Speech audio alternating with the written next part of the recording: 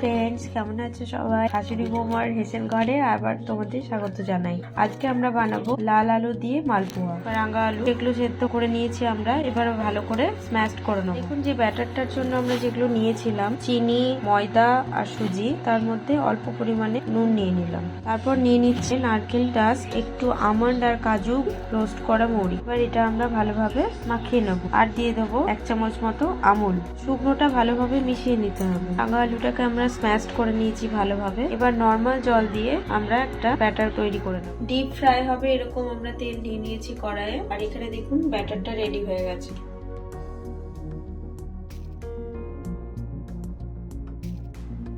দেখুন বন্ধুরা, আমাদের লাল আলু বা রাঙা আলু অথবা মিষ্টি আলু মালপোয়া রেডি। আপনারাও চাইলে বাড়িতে ট্রাই করতে পারেন। এই রেসিপিটি ভালো লেগে থাকলে লাইক করে দেবেন, চ্যানেলটিকে অবশ্যই সাবস্ক্রাইব করবেন, ভালো লাগলে শেয়ার করবেন।